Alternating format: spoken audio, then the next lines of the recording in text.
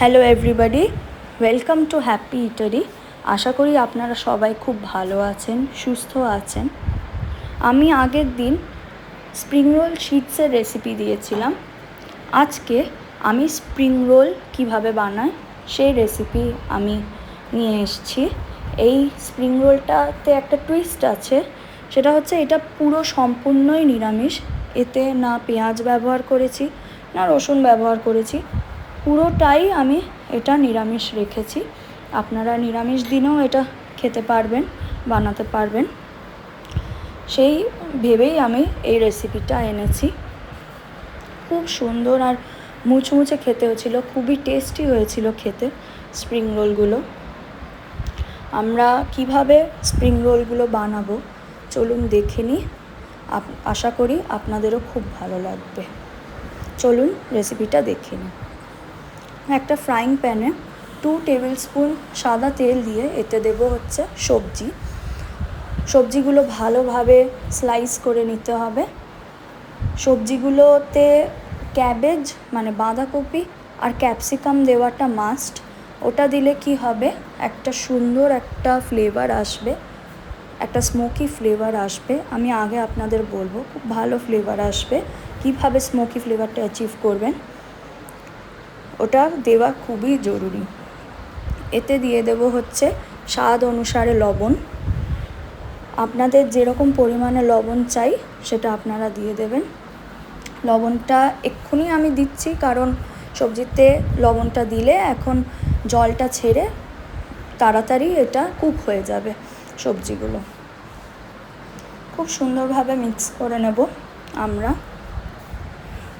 দেখুন আমাদের সবজিগুলো খুব সুন্দরভাবে আমাদের জলগুলো ঝরে গেছে আর খুব সুন্দর একটা স্মোকি ফ্লেভার আসছে। এই পর্যায়ে একদম ধোঁয়া উঠছে, দেখুন ফ্রাইং প্যানে ধোঁয়া উঠছে মানেই বুঝবেন যে স্মোকি ফ্লেভারটা আসছে। এতে দেব 2 টিস্পুন আদা বাটা, দেব চিনি স্বাদ অনুসারে। চিনিটা একটু কম দিলেই ভালো হয় কারণ এটা স্প্রিং রোল, এতে মিষ্টি অত ভালো লাগে না, কিন্তু দিতে হবে কারণ একটা ভালো টেস্ট আসবে, নুনটাকে ব্যালেন্স করে দেবে।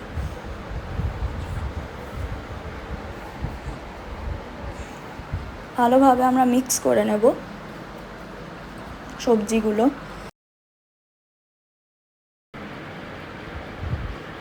এতে এবার দিয়ে দেব 1/4 টিস্পুন গোলমরিচ গুঁড়ো, এতে দিয়ে দেব 1 টিস্পুন ভিনিগার,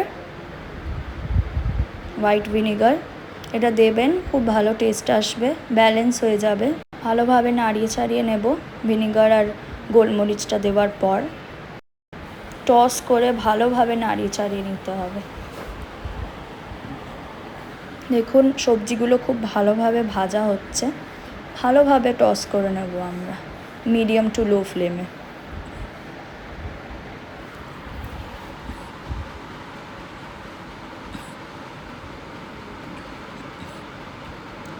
লাস্টে আমরা এতে দেব 1/4 টিস্পুন আজিনোমোটো। আজিনোমোটোটা দিলে কি হবে, একটা খুব সুন্দর একটা চিকেন ফ্লেভার আসবে। এবার একটা আলাদা বাটিতে আমরা নেব 2 টিস্পুন ময়দা, এতে দেব জল, সামান্য মেপে জলটা দেব যাতে একটা পেস্ট মতো ফর্ম হয়। এইটা আমাদের পরে লাগবে শিটগুলোকে গড়ার জন্য। এবার আমি একটা শিট নিয়ে নেব। এবার আমি আপনাদের ফোল্ডিংটা দেখাচ্ছি, ফিলিংটা ভরে কিভাবে ফোল্ড করতে হয়। একটা শিট ভালোভাবে ফ্ল্যাট করে বিছিয়ে নেব। এর মধ্যে দিয়ে দেব 2 টিস্পুন বা পরিমাণ মতো ফিলিং, আপনারা যেরকম পরিমাণে চান ওরকম পরিমাণে ফিলিং দেব। দেখুন নিচ থেকে এভাবে আমরা ফোল্ড করব, দিয়ে দুটো সাইড থেকে দুটো ফোল্ড দেব, দিয়ে ওই ফোল্ডগুলো 3টে ফোল্ড একসাথে হাতে নিয়ে ভালোভাবে চেপে আমরা ফোল্ড করার আগে ভালোভাবে এন্ডটায় আমরা ময়দাটা ব্রাশ করে দেবো। ময়দাটা ভালোভাবে লাগাবেন, না হলে কি হবে স্প্রিং রোলটা খুলে যাবে। দিয়ে ভালোভাবে চেপে আমরা সিল করে দেবো। দেখুন একদম পারফেক্টভাবে সিল হয়ে গেল। আমি 4টে সাইড দিয়ে দেখিয়ে দিচ্ছি, খুব সুন্দর হয়ে গেছে। দেখুন আমার এতগুলো স্প্রিং রোল আমার ফিলিং বড়া হয়ে গেছে, সবকটা খুবই সুন্দর লাগছে। এবার আমাদের ভাজার পালা। তেল গরম করে আমরা স্প্রিং রোল দিয়ে দিলাম তেলে, ভালোভাবে ইভেনলি তেল দিয়ে এটাকে ভাজতে হবে, সুন্দরভাবে ইভেনলি ভেজে নিতে হবে, যাতে কোথাও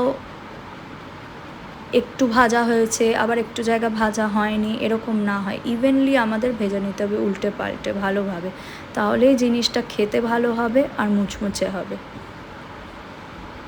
দেখুন ভালোভাবে ভেজে নিতে হবে।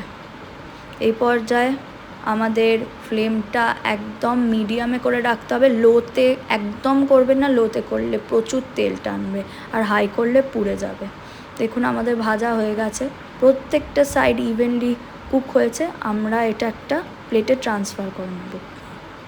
দেখুন আমাদের স্প্রিং রোল একদম তৈরি।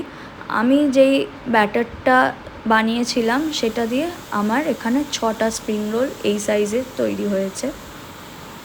আমি আপনাদেরকে 4টে সাইড দিয়ে আর ভেতরে কেটে আপনাদের দেখিয়ে দিচ্ছি কীরকম হয়েছে স্প্রিং রোলটা।